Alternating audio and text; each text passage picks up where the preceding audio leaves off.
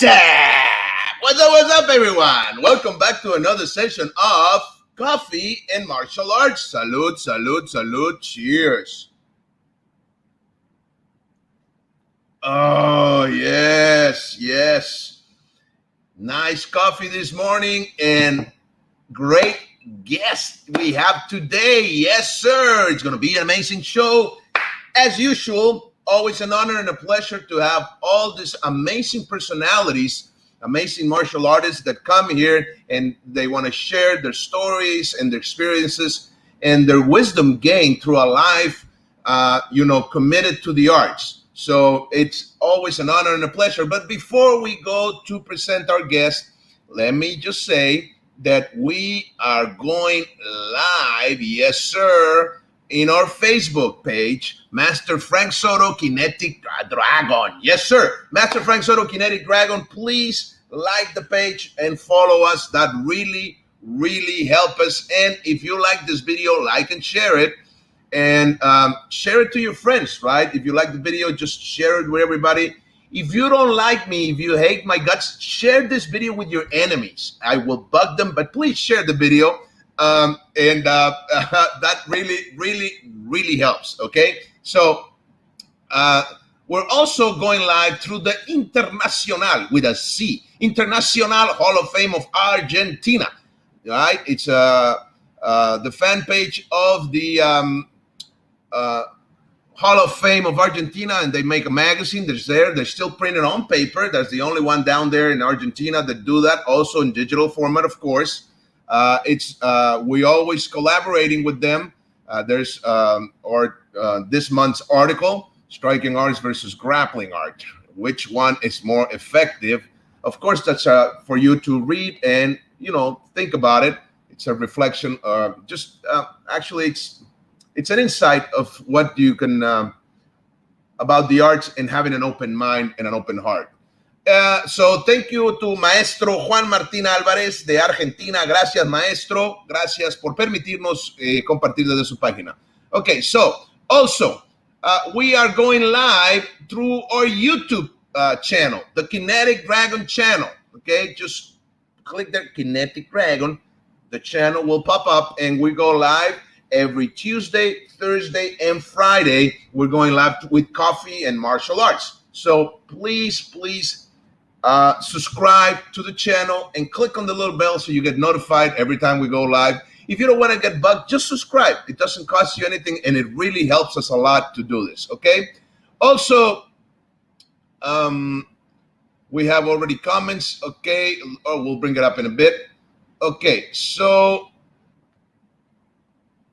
this week, tomorrow, en español, Café y Artes Marciales, Efectos del Miedo en el Combate con el licenciado Juan Chida, especialista en defensa personal desde la Ciudad de México. Lo tendremos aquí. No se lo pierdan. And on Thursday, we're going to have Sammy Ibrahim, Kempo Black Belt from Cleveland, Ohio. He's going to be joining us as well. Tough hombre. Yes, sir. Okay. And on Saturday, in Open Mat Talks, we're going to have Master Sean Kelly from Florida. Let's talk about Kempo, self-defense, and bullying. Okay, so we have a lot of tough people coming into this week to the show, and today it's no exception. Yes, sir. We have a man as tough as they get. Yes, sir. All the way originally from Puerto Rico.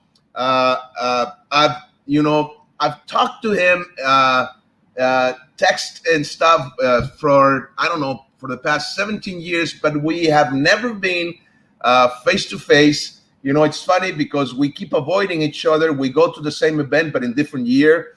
And we belong to similar groups, but it's crazy. You know how it is. But yesterday, I got to talk to him face-to-face and had a nice conversation. And today, I get the honor and the pleasure again to talk to this man right here. Grandmaster Nathaniel Ortega from the Advance Method, okay, honoring our past, respecting our present, and building our future, evolving without losing our roots, okay? I really, really like that. So let's bring in the man of the hour, Grandmaster Nathaniel Ortega. Hey, good morning. Good morning to everyone. Salud, mi amigo. Good morning. Salud, salud. Buenos días.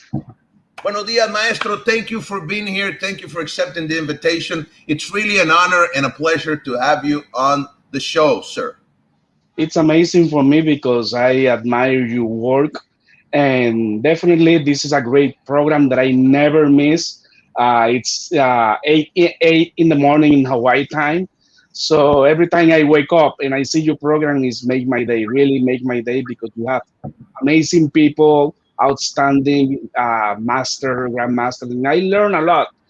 I learn a lot from martial art, and this is way better than anything. It's just like a seminar. It's just like just history. You're just sharing history, and that's really important to keep our roots, our connections, our martial art is our life.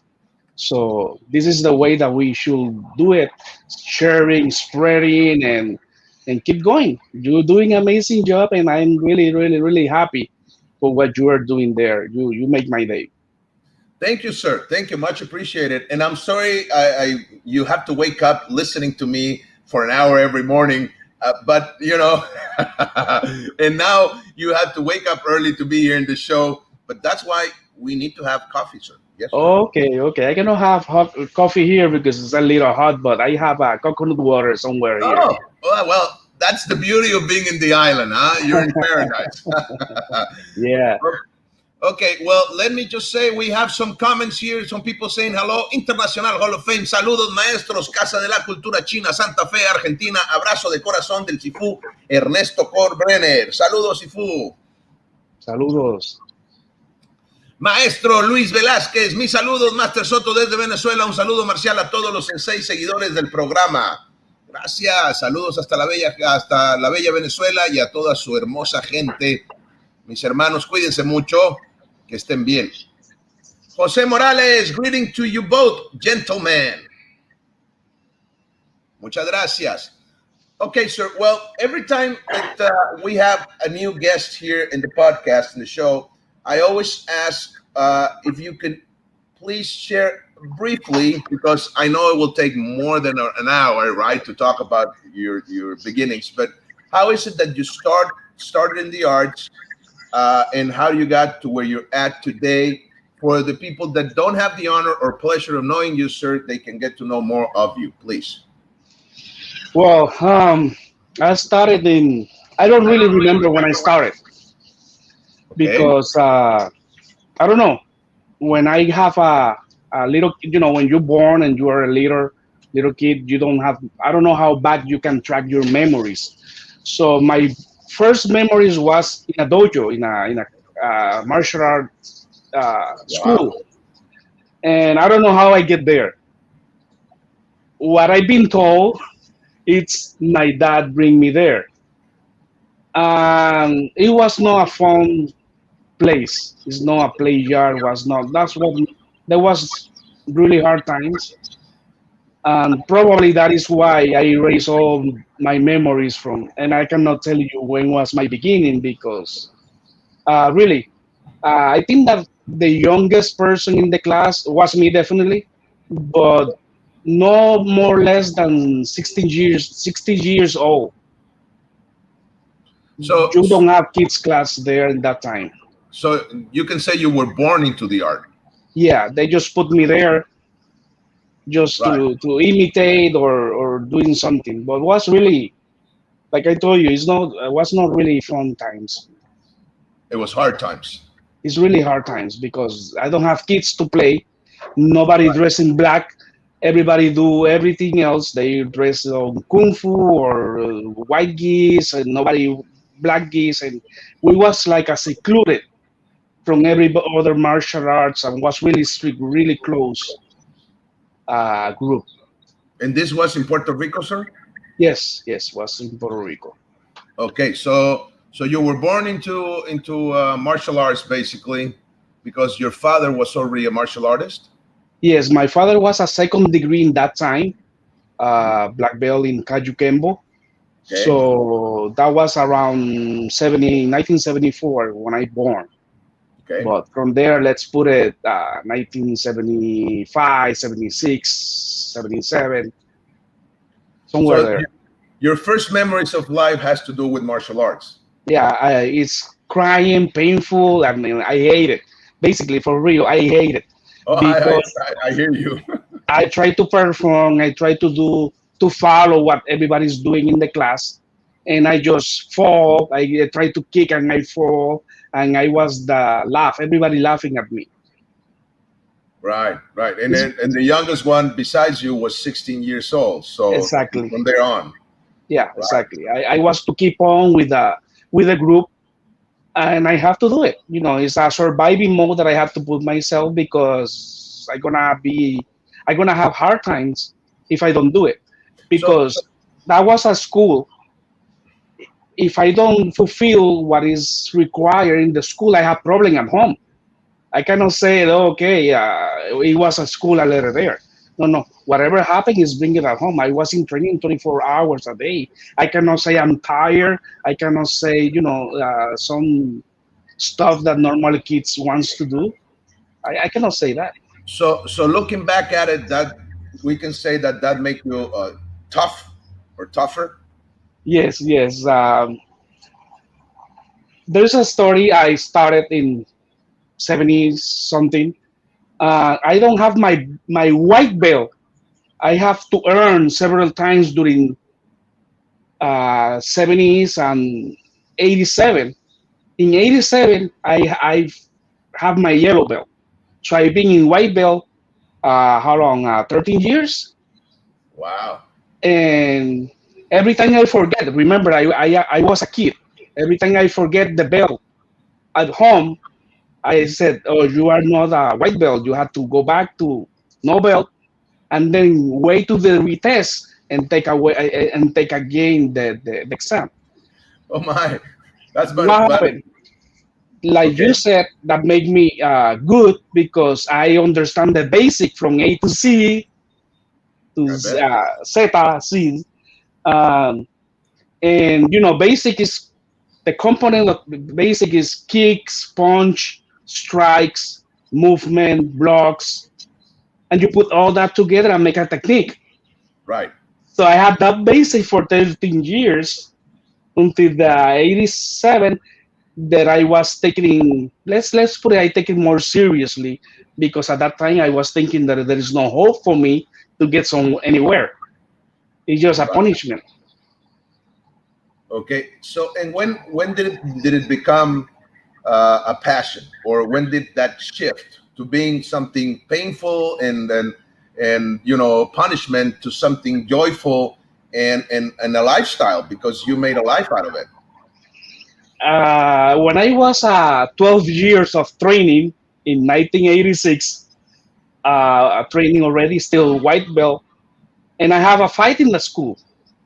So that fight, I cannot respond to the person to defend myself, but I also don't feel anything that the person is hitting me. I It's just throwing at like, you. what is this? The person is punching me, and I just have bruises, and so next day is hurt, but at the moment it doesn't hurt. Next day I touch here, and I have a bump here, and what happened here? But I feel good because I said I survived. So this work. So from there, I take it seriously and trying to go back training. But that's another obstacle. My father says, "You don't gonna train with me now." So he sent me to their students, other towns. I had to travel other towns to train. So the students don't teach me. They just give me more exercise as a punishment. Okay, you have this certain exercise. If you finish on time, you can take a whatever class left. Whatever the class left, you can Right, continue right. training. Whatever's left in the class, I understand. Got you. Exactly. If I don't finish, I have to continue next day exercise plus the one that I left. Let me just say, it sounds very much like the old here from ancient times. People in martial arts where they're training and training and training. The Shaolin monks or whatever warrior monks and stuff like that. It really sounds that you had a tough bringing or upbringing in your training when you were a kid and a teenager.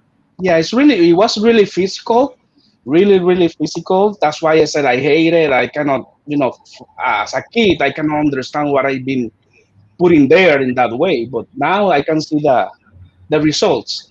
But the result was that, let me see here. I was there into yellow. I take yellow, orange, purple, blue, and green with my father's students. But in Okay. that time, when I was a green belt, I was a rebel. I was bullied. I was punished. I was, this is okay. Let's see how we're gonna get this class today. So I start beating up everybody uh, because that made me stronger. So they made me stronger Right. without knowing because from now I'm thinking they don't do it. They didn't do it because they knew what they are doing. They doing really as a punishment for me. But Uh, they build something in me that overcome every pain.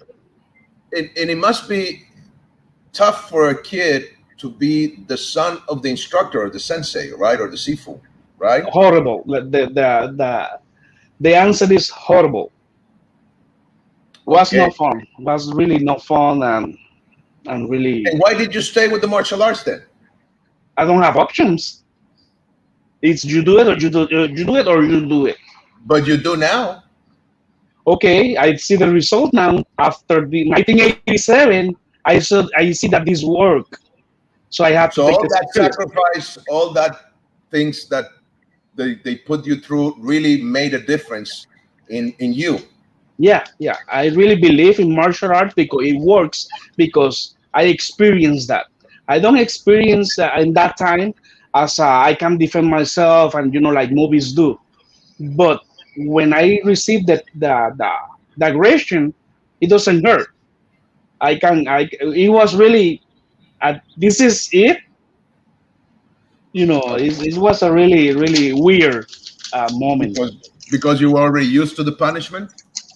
Yes, yes. The punishment was the exercise, a lot of exercise, extra exercise. I can telling you 200 push up, 300 push up, something like that, and up. But then the training, as a physical training in techniques, was trying to break the cups, the protection, groin protection of the other, or and tearing uniform. If you tear a uniform and you break a cup, you are, you get it there. You probably have a rank if you do Now that. you now you're ready. You're tough, huh? Yeah. I really know how to kick cups at least. Okay. I'm sorry. I'm just sharing something here, social media. Don't So worry. um, let me just bring some comments before we continue. This is very interesting. I really am really enjoying this. I Thank you. have to say. Uh, José Salvador Cruz Brindis, saludos Master Nathaniel, saludos y abrazos desde la Ciudad de México, saludos a la Saludos. Capirucha, saludos Master Frank Soto, le mando miles de bendiciones, gracias, saludos y bendiciones igual. Salvador Becerra, good morning, Frank Soto. Good morning, Salvador Becerra. Good morning, sir. Mr. Frank Soto, very fascinated with the Kajukenbo style. Yes, and we're going to talk about it a little bit because there's some interesting things there. So you were going back to what your story, sir. Yes, sir. So it was tough for you when you were a kid, but then you realized of the results, and that made a difference because, well, we can say that you were way tougher and stronger than the kids at school, right? And I can say, yeah, I can say even the instructor of my father, because my father had to take me under his wing again, because I basically there's no student that can handle me, so the instructor have to do the techniques with me. So to who I gonna do the techniques? So it's gonna be the instructors. So the Right. instructor was my student's father, so they cannot handle me. So my father finally in Brown Belt, he took me back, and I was one of the Nice. people. So Yeah, so when I did you get your gained my black belt? position. When did you get Uh, your black belt, sir? I'm sorry. When did you get promoted to black belt? When I was 18 years old, it Okay. was not about ranks. It was not about. It was about age. So it took you basically all your life up to 18 to get promoted to black belt. Yeah, then I got my gift as a birthday gift. Wrap it in a, and he said, "Take So it." you were I like, because you were mature and old enough to become a black belt. that's I think that is the position. And now I understand that yes, Wow. but in that time I was transporting myself to that time, so I was like, "What is this?" So we should say that the belt was not as important as all your training and being, you know, ready to put on that belt, right? Yeah, yeah. I never pay attention to the training. I mean, the certificates or the ranks, because I think that if you are a student of someone, you performing your techniques, your style is gonna show where you came from. I can see somebody moving and I say, oh, this movement is for this person, this movement is from another person.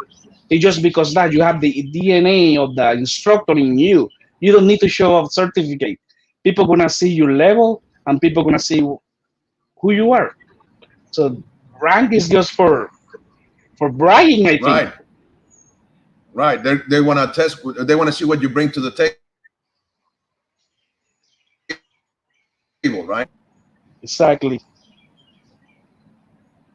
So in Okay. the So 90s, uh, yes. yeah, so in the 90s, after 16 years of training, remember 24 hours training at home, I started to get exposed to the top people in Kajukenbo. No was until I get my black belt that I have the chance to visit or to be in some seminars, Kajukenbo seminars, and be exposed to my father instructors. Okay. I'm looking So for. Yes, sir. my first trip my first trip to Hawaii was in 1992. Then I Okay. continued going 1993, 1994 to Hawaii because at that time Kajukenbo seminar was given in Hawaii where the system was created. So I have the honor to be there in those seminars. Was really big seminars at that time. Really big seminar, the best one. Nice, nice. Okay, I think I have. Let me see. What can you tell us about this? I found this photo in your Facebook page. That was 1992 Jaime Vasquez place. That was the house of Jaime Vasquez. There's a lot of Kajukenbo master there. A lot of old school, first generation. Wow, that is. I wish to go back to that time. I wish if I have a martial arts Kajukenbo dream or something like that. I wish to go back to that day. That's I nice. was I was behind. I am behind CEO, the founder, all the way at the end. That was my position before, Oh, okay. as a Let's. black sheep.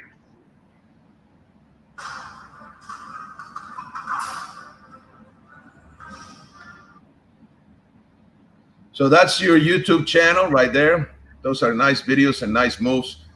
I see when I see you, sir, moving. Um, I see. I mean, I'm not. I've never trained Kajukenbo. I've been into events like the first gathering of the Eagles, and that's where I got to see the late Grandmaster Adriano Emperado, and I met a lot of the seniors in Kempo. This was back in '99. I was a kid, still a kid in the art, but it was an amazing experience. But what I've seen of what you do with Kajukenbo, I think I do see humbly and with all my respect to everybody. I'm not talking badly about everybody, but I do see an advanced version of what you do. And well, I'm pretty much a person who likes to being on that progressive side of the arts, of also respecting the roots, but always looking to evolve. And I think you have that very well created. How did that happen? You started in a Kajukenbo environment. We could say was like a very traditional kind of way because of what you're saying, the tough training and all that. But then you evolved into what you do today. How did that happen, sir? In the I was born in the original Emperado Kajukenbo style, original method, what the people call them. And it's really interesting because I have. It's not because me. It's just because the way of training and the great instructor that I had. Basically, the same instructor as my father. My father is my main instructor, but he let me share with his instructors. So I have my generation, my first generation, one of my branch of Kajukenbo, who came from the founder to Alejo Reyes, Don Nahulewa, George Jackson, my dad, and me. I am a fifth generation from my first Kajukenbo connection, my first Kajukenbo roots. Uh, the second generation was from the founder, Alejo Reyes, Richard Peralta, Jerry Wright, my dad, and me. Also, a fifth generation in that branch. Um, in 1983, we became under Jaime Vasquez. Jaime Vasquez is from the first generation. So that put me to my father in second generation and I third generation. So I was getting closer to the roots in another branch. That was already my third branch of Kajukenbo training in Kajukenbo. So Okay. Jaime Vasquez was a person who have a lot of friends, a lot of connections. So Great. he helped us to expose to people like Paul Yamaguchi, Ming Long, Mayon, Al Novak, Bin Failao, Tony Ramos, even Bruce Yuknik that you have it in the last week in the interview, Hanshi Brooks Yuknik. Um, so in 1999, Tony Ramos awarded my father to the ninth degree. So in that way, we became close to another branch. So was the founder, Tony Ramos, my dad and me, also a third generation. But when I moved to Hawaii uh, in 2014, I started looking for Kajukenbo in Hawaii, and I found the oldest Kajukenbo alive, and I started training under him. And I was already a ninth degree belt Okay. when I started with my last instructor, He was. Tony Lassit. Mhm. Tony Lassit trained with Chow, also trained with Joe Emperado in Panama Element. Yeah, there's Joe Emperado there in the middle, and Hanshi Paul Yamaguchi, amazing person. There was that was that was really that picture is one of the best. That's a nice picture. Yeah, and that's 1990 something when I met Hanshi Paul Yamaguchi in one of the gatherings. and he, I met it before we just because lost him, I right? yes we lost them in May, Like a back month in ago. May. Yeah, May, right? Yeah, a month ago. Yeah, yeah, and the connection with him was through Jaime Vasquez. and That who is was Tony this? Las. That is Tony Lassit here in Hawaii. That was in his backyard. Nice. There's his granddaughter and the husband of the granddaughter there in the back. That's Jason Lolotai, Brandy Lolotai, and the great grandmaster Tony Lassit. That he trained on the Chow. He trained Wow. on the Chow judo because I don't know if people know. Chow also was a judo instructor. So how was Shao a judo instructor? That's an interesting story because we all know the story that we know from Professor William Shao, and well, it's like he is the grandfather or of Kempo. Of course, there was James Masayoshi Mitose, but the Mhm. one that made Kempo spread in Hawaii and then to the mainland, I guess the main guy was William Shao, right? Or am I wrong? Yeah, yeah, you're right, but it's because Kempo was something that was really different. Remember, they have already judo and jiu-jitsu from Right, Okazaki, so they was trying to and in some moment James Mitosi disappeared and was in mainland. right. And So the tough things there was really Kempo. so Chao. was a Kempo master or a Kempo expert back in those days, and he was also a judo guy. Yes. How did that happen? I never heard of this before until you told me. Yeah, yeah, it happened, and he was one of the person that telling you show up to the class, and he say, you go to judo, you go to kempo. And you didn't have a choice. You don't have a choice with him. He was really the person in Hawaii.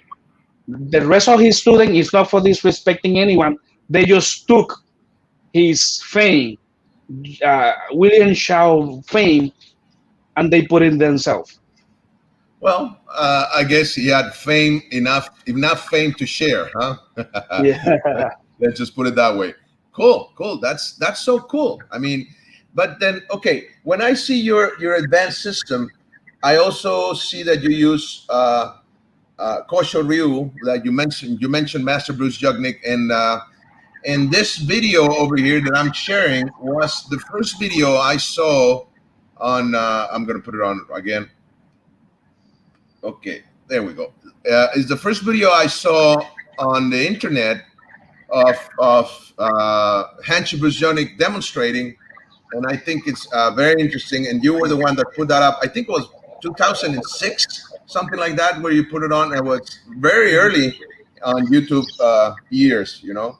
yeah. That was when the YouTube show up that came up to the platform, and that, yeah, I think that was the first video of Hanshi Yuknik and the Koshuru that's they do.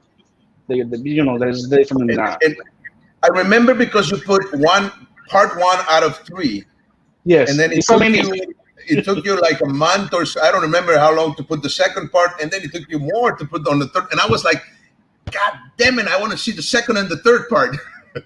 Yeah, you need to feel. You need to feel the energy. That is what caught me. So I already there. I was between a gap. I was between Kajukenbo and I was between Koshuru and I was between other arts that they was exposing me because Jaime Vasquez helped us to be Right. introducing more vision about martial arts. I really Okay. knew what was martial arts worldwide thanks to Jaime Vasquez. Nice. So your Kajukenbo advanced method or your advanced method, what are the main arts that you use to build your own advanced method of movement, of martial movement? Yeah, it's really. I wish to say that in the late 90s, Sillo saw this kind of improvement in us in Puerto Rico. Sillo went to several times to Puerto Rico, and he was really happy to see what we have.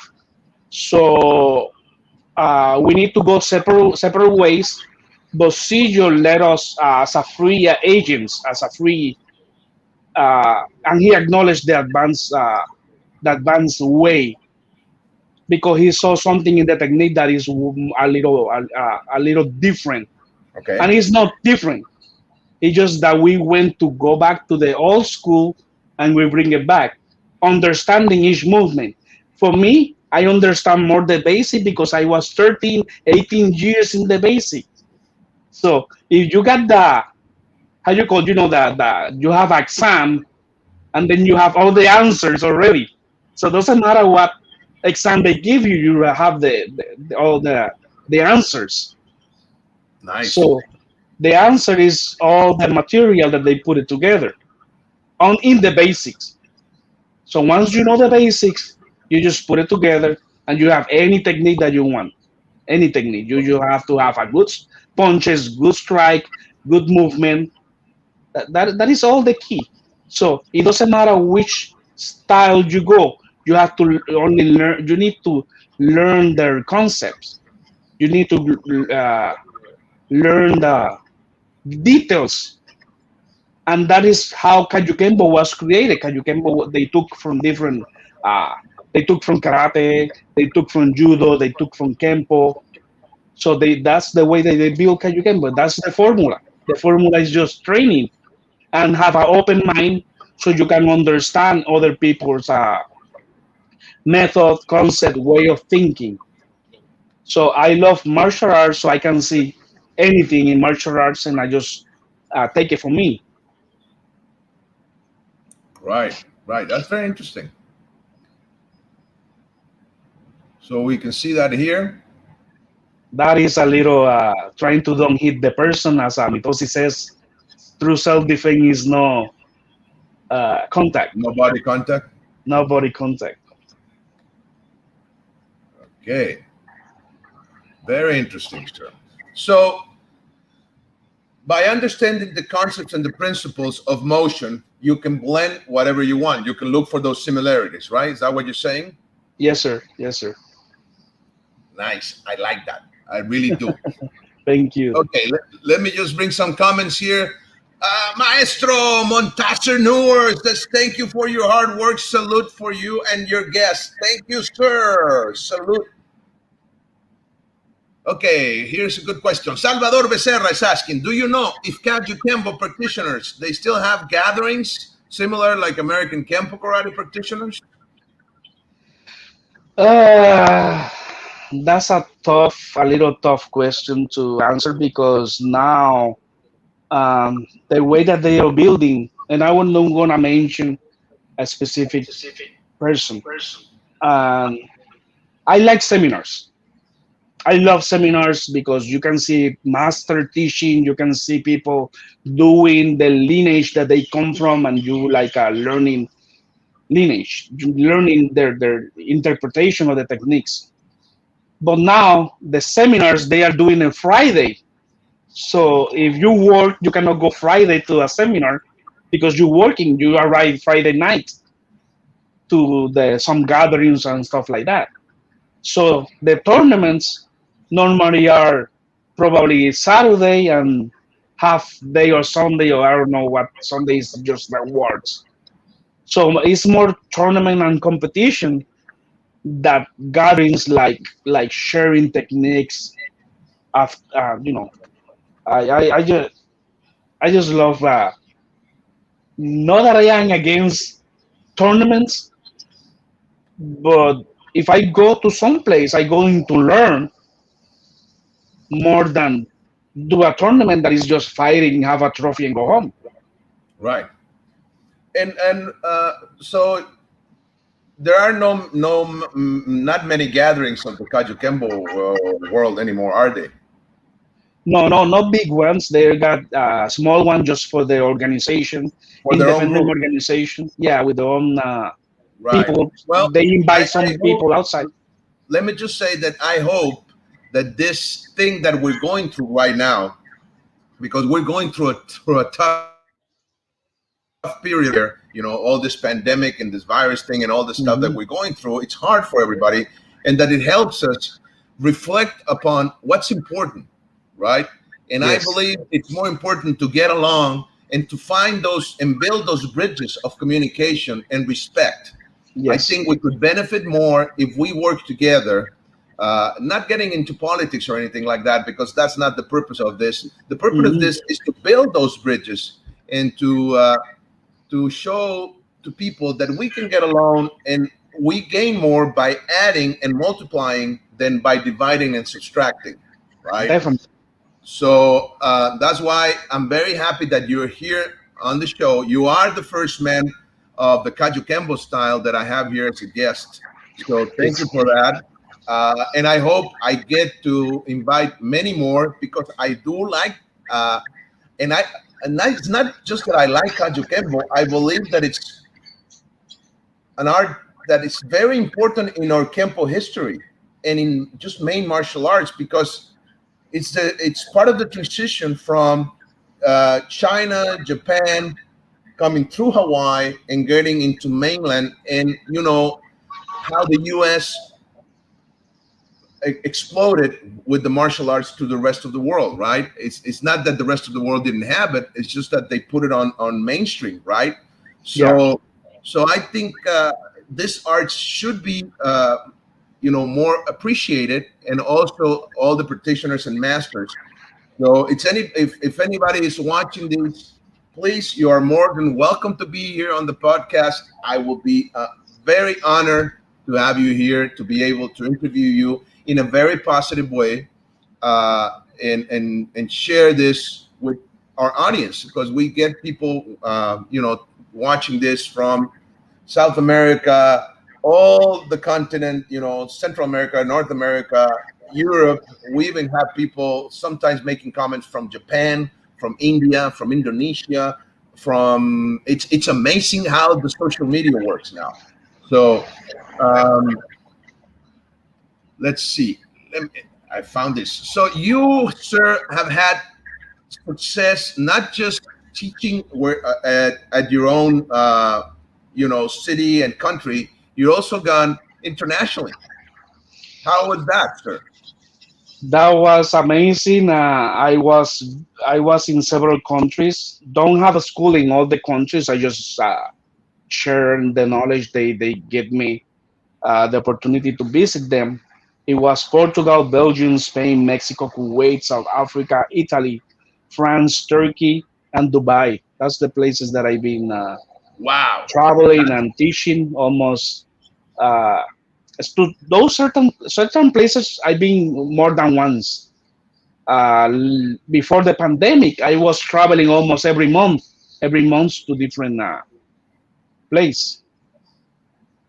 This And is it's not taking it's not me taking what I know there. It's just taking my roots, taking all my teachers, because I mentioned all the teachers that I was involved.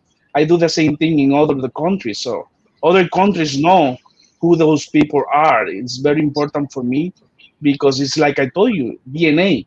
I don't made up this. I learned from somebody, and those are my teacher, and I respect and them, you're and I presenting will them. honor. Yeah, Nice, nice. So you became. We can say that you became an ambassador for all of your teachers, not just Kajukenbo, but all of your instructors. You're showing respect and sharing what you learn with with all the places that you visit. I cannot say that because it's that ambassador is just like a title. I don't use my title. I just let the people call me what they see. Like an So, ambassador, I should say. Yes, right. so my work, I let people work. I mean, I let people judge my work for what I am doing, and I show. And I got there. They want to see my techniques. I got 650 something in one album, and I have 100 more in another album, so that anyone can see uh, what I do. I don't have any certificate. Sorry, they just have to judge me by what they see in the videos. Not even my rank that I show there in the videos, but I let people judge. That was Spain.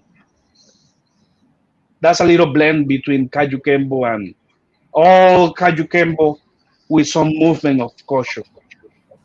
That's why the Nice. person cannot. If the person move to attack me, they gonna fall. They cannot. I made him freeze there. You know, So once he moved to attack me, he gonna fall. He don't have the balance. right, right. You're taking away the balance. And I like one of the things that I like about what you do, sir, is that you are adding. I can see that part of kosher ryu that you mentioned it, because I've been exposed to it as well. But you're still working with that low foundation, the low stances from your original style. Uh, so you go down, you settle, you move. I like that. I really do, because I think that's important too. Solidify your base and stuff like that. And you're playing with their foundation right away. Let's put it this way: Koshoru, Shao, Kajukenbo, and American Kempo. So we lost something in somewhere. So I just bring it down to the system because they came from Kochuru. American Kempo, Kaju Kempo came from Chao, Thomas Young, James Vitosi.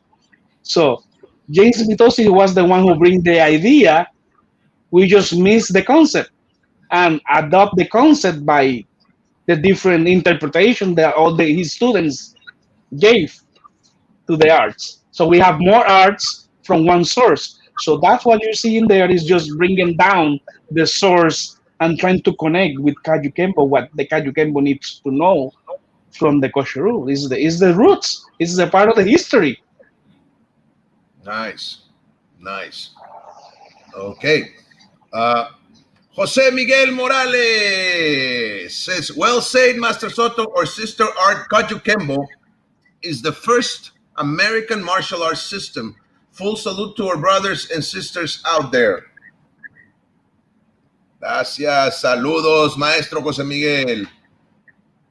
Miranda Chacón, saludos, Master, desde Venezuela, estado de Monagas. Monagas Kempo, saludos a toda la gente de Monagas, saludos a toda la gente de Venezuela. Gracias, Miranda Chacón, saludos también para usted. Well, that's a nice video. Let's see. Okay. So, you are now in Hawaii, right? And you've been there for how long now, sir, living there? Almost 7 years. This year is my 7th year. Okay. And why did you move to Hawaii, sir? I have the If I privilege. may ask, of course. I have the privilege and I have the blessing. Um, During my times, I was a person who always risk myself. I being really active doing seminars around the world, going to meetings, gatherings, teaching, and I have a work and I have a family. So most of the time, or some of the times, I don't know how to. My English is my second language. I'm trying to explain myself. That's Um, fine. I lost family, I lost work just to go to the martial arts thing. So when I have the chance to go to move here, I just move. I see the opportunity to move. I see that I can research what is Kajukenbo about. Not only Kajukenbo, I can research other arts, going to the roots, learning other stuff, and I just decide to move here. Uh, and it's been I don't have regrets because I get more intense training with the oldest person in Kajukenbo alive, that's still alive. He passed away uh 2019, and he have 90 something years old. Wow. And he was clear mind, he was really active person. He was living just 30 minutes from my home. Nice. So Nice. if I travel from Puerto Rico to someplace else, how I cannot travel 30 minutes to train with the oldest person in Kajukenbo life that he met Chow, he met all those legends. I was there all the time. Also, in a plane ticket, a airplane ticket, Paul Yamaguchi, Kauai. I flew air. If I flew from Puerto Rico to the mainland, how I cannot fly to the other islands here in Hawaii? So there's Paul Yamaguchi there that he passed away 96 years old, I think. Right. Paul Yamaguchi is the senior in Kempo, all the Kempo people. So I try to I'm telling now because he passed away. Um, but I have a lot of material from him. I have a lot of videos that I went into his house and I just played the record and have his speaking. That's a legend, and as a legend, I have to know. I want to keep the memory, and at the same time, I wanna to learn. And I just play the video and I just sit there and enjoy the historical moment. And not historical because me, historical because it's with him, and that make a lot of impact in my method. Let's put it that way, because that is outside of Kajukenbo. That's another art outside of Kajukenbo. So it fulfilled Kajukenbo definitely, but it took in a little bit from the traditional way of Kajukenbo original method, or method already established from Kajukenbo. So I just continue bringing other stuff to the to what I am doing. Like you said, I'm calling now advanced method skill development system because I help people to develop their skills with the key that they need from the other arts that we miss it. You know how Kajukenbo was created, how William Shaw made his system, how they break away from the Kashuru and Mitosi. So the student miss those all those part, all those concepts. So I'm trying to put it down in one area that everybody can learn things probably from the past. That is nothing new. I don't make anything new. Different, yes. Better, no. Okay, but you can say it's an evolution, right? Because it's your own evolution of what you've been learning and understanding. Because your understanding of the art has to be more than when you started, right? I cannot, like I said, it's just like my title, and it's just like I let people interpret it by themselves. I cannot say it's a evolution because I'm telling that is I am bringing from them, and I put it together. It's something that we had, and we miss, or probably our instructors miss. Okay. It's not student fault. Student is there to learn whatever the instructor show us. Uh, it's probably the instructor fault to try to put stuff to themselves and make it another thing. I'm not making other things. I just take it back to the root where it's So begin. so we could say that you are looking for the truth in Kempo. I don't think that is true in Kimpo. It's just do it correctly, do it right. Okay, so It's the right Kempo way. is good. Kempo is good. Kempo is good. It's a law. It's a universal law. It's a study. Uh, dedication will help, and I can say dedication. Then a dedication is the evolution of the martial arts. Just Okay. understand. Probably helped me when I was 13 years in my basic, and I understand the step, the position, the punch. That is just that. Once you learn that, I go back to the same thing. Once you learn that basics, basics is not basic techniques. Techniques is just a drill. It's just something that you develop. But But punches, blocks, kicks, strikes, there is the real techniques. so you are, but paraphrasing Bruce Lee, he said the hardest thing for a martial artist is to be honest with himself. So what you're looking is to be honest with yourself, right? Yes, yes. I try to be honest. I try to let people judge me, but I'm looking them how because I'm not stupid. I know what they are doing.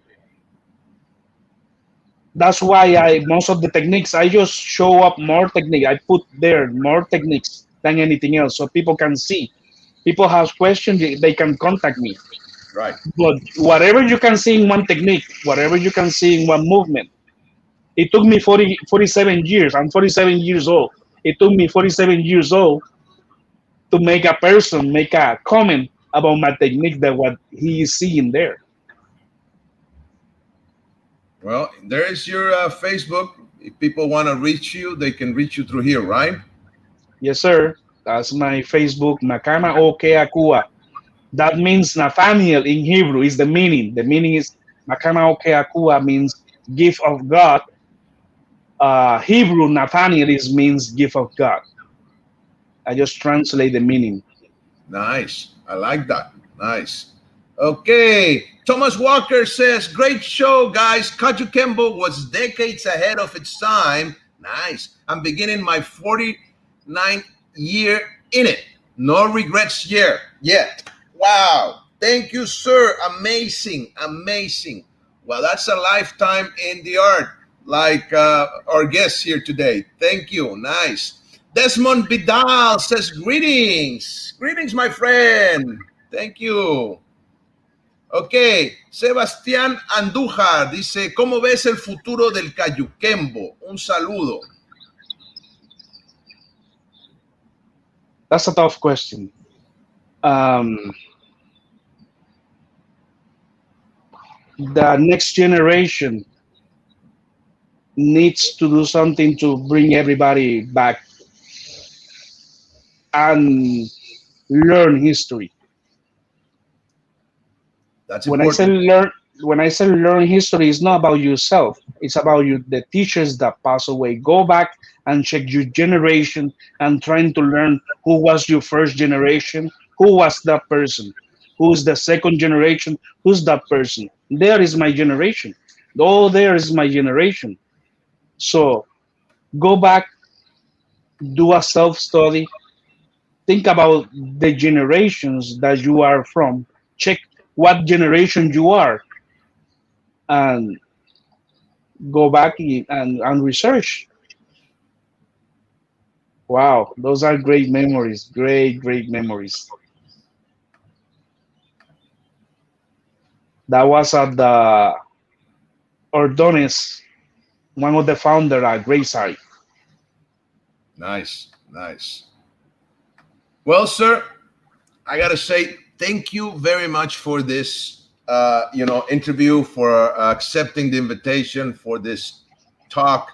It was amazing, and I would like to add, I believe that you are doing a good job, and you are taking Kajukenbo into the future, and all of your teachers, not just Kajukenbo, but all of the people that you mentioned, your advanced method, and that's what it's about. I believe if you are honest, it's okay to do your thing and to share it with the world, and let people judge you, like you said, and benefit from it, because at the end, I believe it's all about the student, it's all about the community and the people that you help with the art. And I gotta say, sir, I believe you're doing an amazing job, and I hope you continue to do so, and you continue to do this promotion of the art worldwide in your travels and what you're doing. So, if I may say, thank you, sir, for your work, and thank you for this interview. So, if you want to say something to close up, please, sir. Yeah, I wanna apologize for my English to the people who probably have problem understand me by my accent. Is English is my second language, It's and all good. I never learned it in school. I just learned it in the same way I learned Kajukenbo, just in the way. Um, but one thing that I gonna say, it's not about me. It's about my teachers, and I always gonna put my teachers in front. I wish all the students do the same thing. Go to the roots, study, look for history, and from that, definitely that's gonna make them go together because they are researching more about the system. It's not about themselves. It's not about techniques. It's not about what they are doing in their different organization. It's all about the people who already passed and they was there for us to be here right now. And I'm really thankful for all my teachers and the opportunity that I have. And that's it. That's the way. That's the future of Kajukenbo is on the students. The instructor, yes, but the student is the one who wanna keep passing. So the instructor already established something. The student is the new beginning, is the new future. Let's build the future. Well, thank you, sir. We have a couple of more comments. Bagelis Drossos, hello, Nathaniel from Athens, Greece. The big guy, that's a huge guy from Kempo. Salud, sir. Salvador Becerra says other practitioners of Kajukenbo have modernized their style. Practitioners like Mr. John Hackelman, a Hawaiian Kempo from the pit, of course. Practitioners like Grandmaster Angel Garcia from Spain. Saludos al Maestro Angel Garcia. Y claro que sí, yes, sir. There's a lot of people evolving, and that's good. Evolution, it's important, and finding your own way, it's important too. Respecting always, like Maestro said, respecting their past. Joshua Ramos Toro, greetings from Puerto Rico. That's a grandson. That's my grandson in Kajukenbo. Wow, nice, That nice. person, that person made me inspired because right now grandson is asking me question about the system, this and that, and I see he's looking for the history, and and really motivate me when I have a student who is asking me question, and he understand, and he really understand what I'm talking about, and that's amazed Nice, me because I nice. don't have much direct contact with him, but his teacher is my student. I have a lot of more contact with his teacher, Nice, but nice. he is doing Joshua. He's doing an amazing job for real. I'm Salud, really happy for you. salud, Joshua. Okay, Salvador Serra, I'm glad you were here sharing your knowledge. Wow, thank you, sir. Thank And you, Kelly thank you. says, always respect you. You have our love. Nice. Master Sean Kelly, excellent interview with humility and reminding the next generation of their lineage. Salute. Thank you, sir. Thank you And I so gotta much. say, just fast, that we're gonna have Master Sean Kelly this Saturday on Open Mat Talks, talking about Kempo self-defense and bullying in English and translated into Español. Okay. Tomorrow, mañana, efectos del miedo en el combate con licenciado Juan Chia. And on Thursday, we're gonna have Sammy Ibrahim, Kempo Black Belt from Cleveland, Ohio. And on Friday, of Wow. course, our Budo no Seishin section with Axel Cardenas Sensei. Maestro, thank you very much. Gracias, de verdad. Se nos fue rápido la hora. Thank you for the honor. Thank you. It was my honor, sir, and a pleasure of having you here on the podcast. You take care, everybody that watched. Thank you, everybody. Take care and have a great day. And see you tomorrow and on Thursday. Okay. Take care and bye bye.